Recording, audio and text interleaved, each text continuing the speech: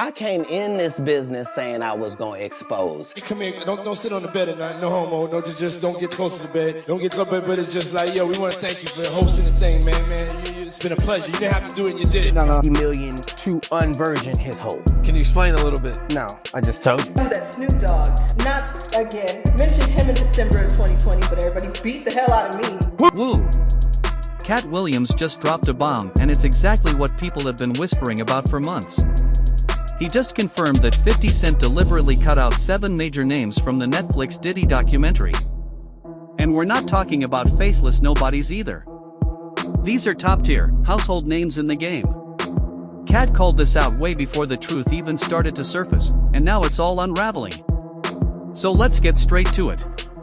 Cat Williams has officially entered the Netflix documentary chaos, and he is not sugarcoating a thing. He's straight up calling out 50 Cent for protecting powerful players and making sure they didn't end up in the final cut. No more guessing games, Cat is putting the entire industry on blast. Remember when Cat went off on Club Shay Shay? That wasn't just random ranting. He was talking about this exact situation. And now the truth is exposing the lie. That man wasn't lying, he was warning us. Here's what you're getting in this video. We're breaking down the 7 major names that were wiped from the documentary like they were never even involved. You're going to hear it straight from Cat's mouth. We'll dig into why these names were protected, how deep their ties to Diddy really go, and why Netflix made sure the public never saw their dirt. Now here's where it gets really wild. Word is that people allegedly tried to bribe 50 Cent to scrub these names. That's right, money was supposedly thrown around to keep certain reputations squeaky clean. But Cat already knows how this industry works. Whether it's dirty tapes or a glossy Netflix doc, some names are simply off limits, protected by power and shielded by silence. Period.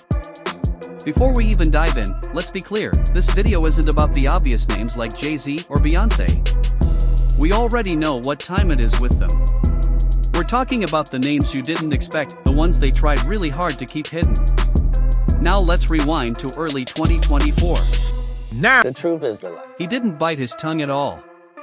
He said flat out that all lies would be exposed in 2024, and just look where we are now. Cat didn't hold back. He name-dropped people like TD Jakes, Diddy, and a long list of others. He said what he said, and it wasn't some wild rant. That was a full-blown warning shot. Fast forward to now. 50 Cent has stepped in and turned up the heat with his Netflix documentary, Diddy, The Reckoning. And this isn't just fluff. It's packed with never-before-seen footage of Diddy right before his arrest. We're talking behind-the-scenes strategy meetings with lawyers, late-night conversations, and allegations that'll make your jaw drop. Diddy's legal team completely lost it. They fired off cease and desist letters to Netflix, claiming the footage was stolen and unauthorized. They called it a shameful hit job. But Netflix stood its ground, they aired it anyway. And here's why this matters right now.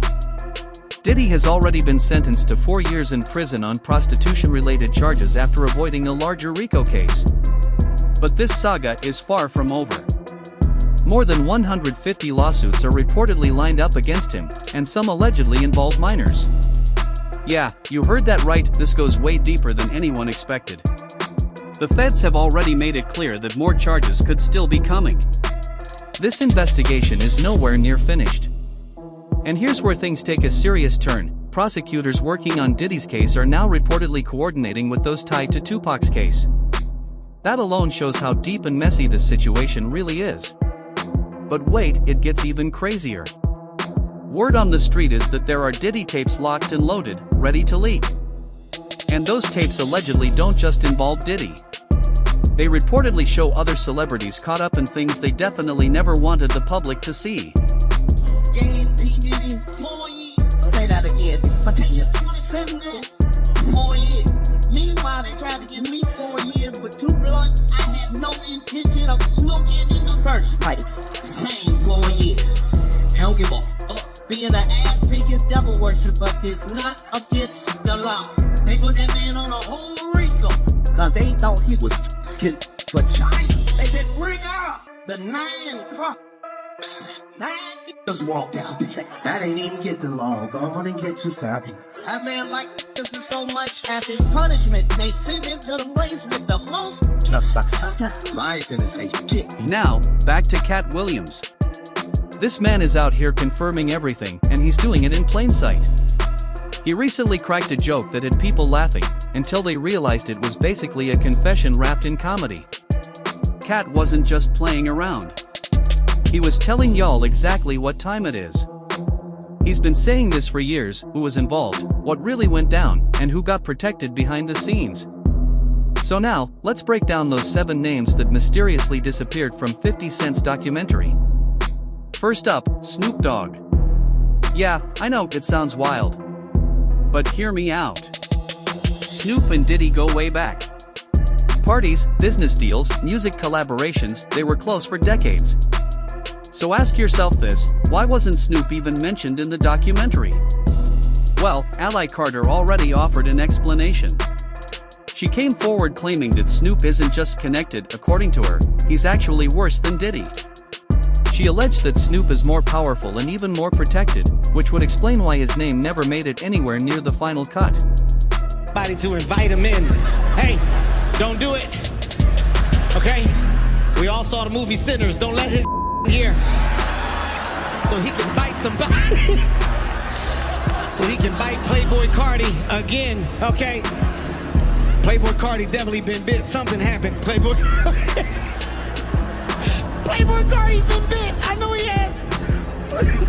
Nobody let Kanye in. Now! Tonight I will do my part. Everybody will get flowers. I'll do my part to make sure that I put us on a high pedestal, man. Also, I'm gonna do my part. I'm shutting down the idea of after parties. No after parties tonight, okay? None. Take your home after this. That's why I did it on a Monday. People gotta go to work tomorrow. No after parties.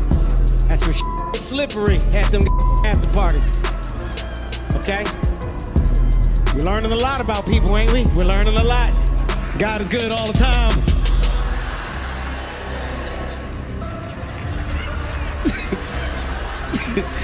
Kurt, that makes it right. Whatever I just said goes away.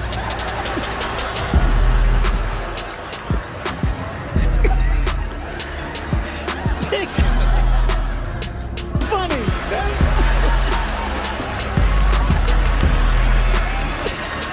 Everything started when Ally first name-dropped Snoop back in December 2020. But instead of people listening, they went after her. They called her a liar, tried to shut her down, and dismissed everything she said. Still, she never stopped speaking. Now here's the part that quietly got swept under the rug. Snoop's name came up in serious accusations, including claims involving the transportation of young people for illegal activity. Allegations like that should have sparked national headlines, outrage, investigations, something. But instead, there was silence. Loud silence. Let that sink in.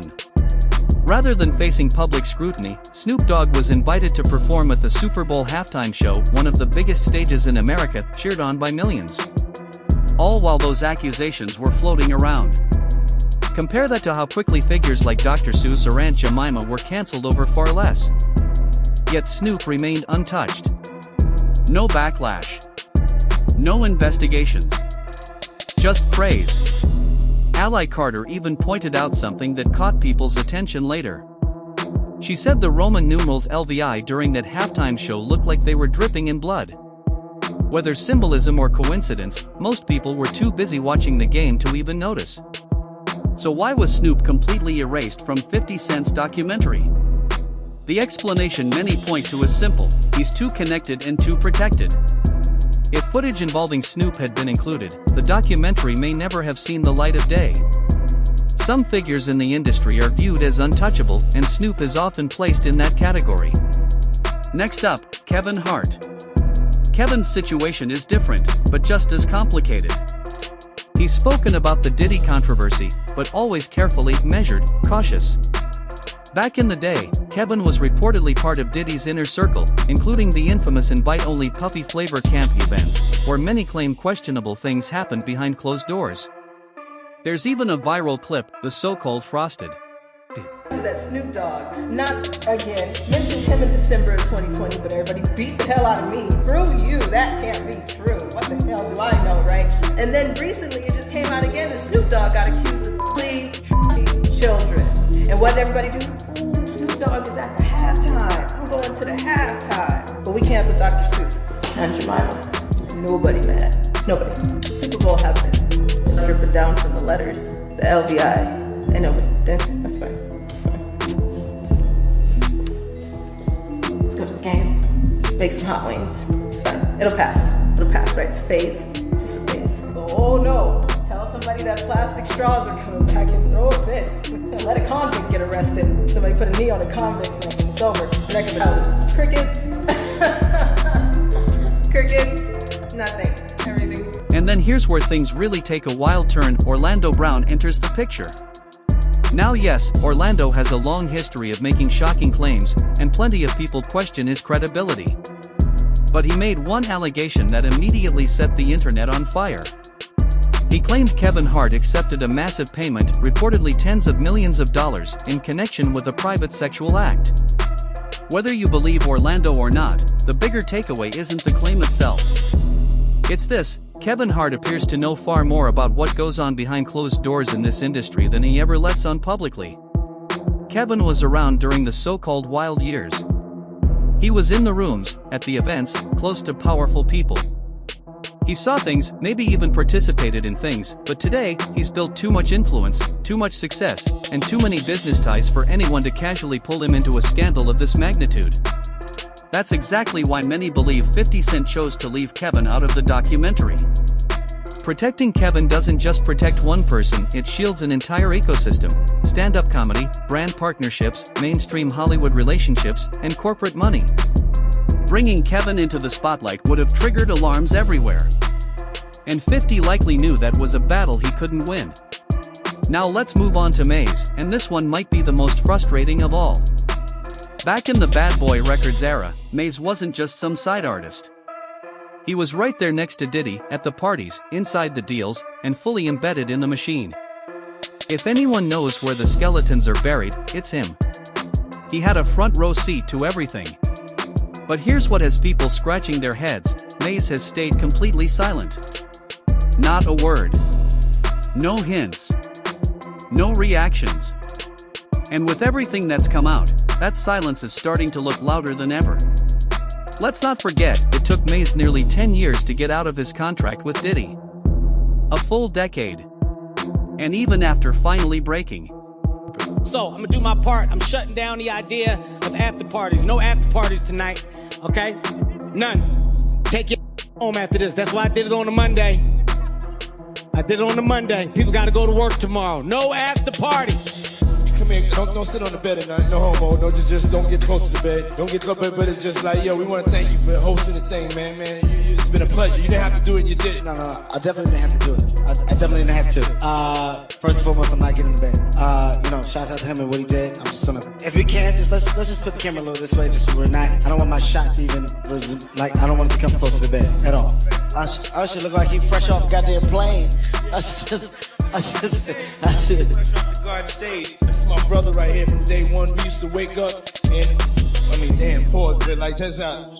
Back in the days when he was like 10 and I was a little bit older, his older brother, we used to fight over the frosted flakes. You know what I'm saying? Before pause was invented. You know what I'm saying? But it's my brother for real. We used to actually wrestle off of the frosted flakes because he used to always get them early.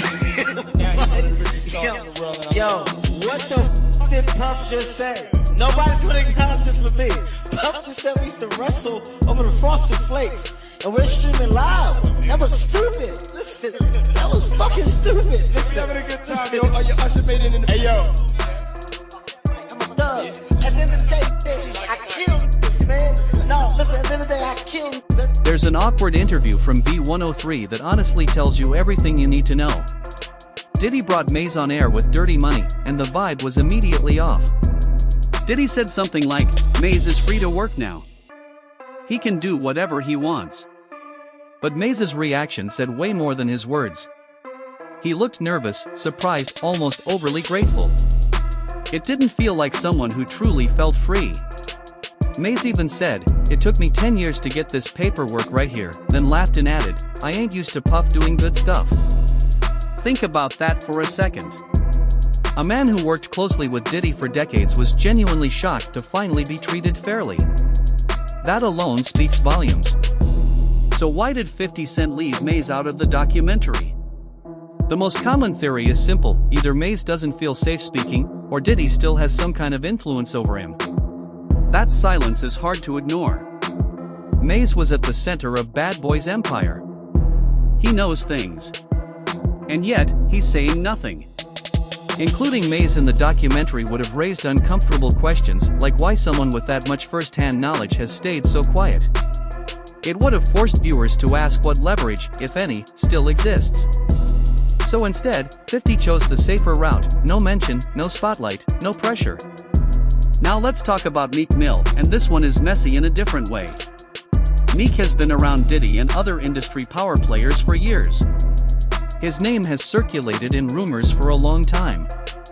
No concrete proof, just whispers and speculation. Then Orlando Brown, once again, made a comment that poured fuel on the fire. Shortly after, Meek Mill went public and said he'd pay $100,000 to anyone who could prove he had anything to do with the Diddy controversy. That response alone made people pause. Not because it proved anything, but because it raised eyebrows. People were left asking, why even address it like that? And once again, that's how these situations seem to play out: no clear answers.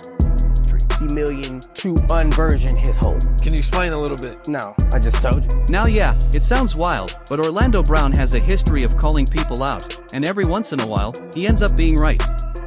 That's what made things spiral even further. Not long after, an audio clip allegedly involving Meek Mill surfaced online. People immediately claimed the second voice in the recording sounded like P. Diddy. The clip was described as explicit, chaotic, and deeply uncomfortable, and it spread fast.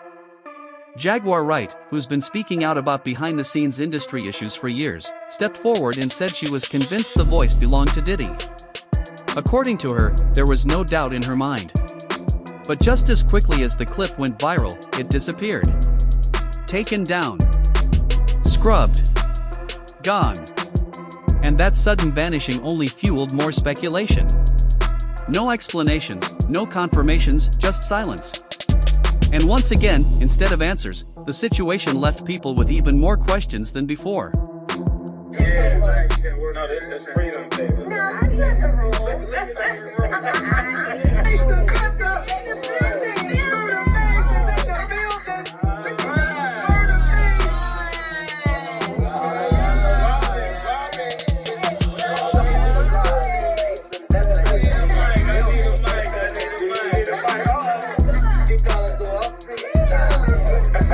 What's up, mate? Good morning, everybody. Good morning, baby. Batman is back in the building. Yeah, Batman. What up, Mace? How you doing, boy? Better than I look. What's up, Mace? How you been, man? I'm chilling, man. All my cards still work. Mr. Puff doing good stuff, you know? Yeah, every once in a while, you got to do something good. So why not? The clip was scrubbed from the internet like it never existed.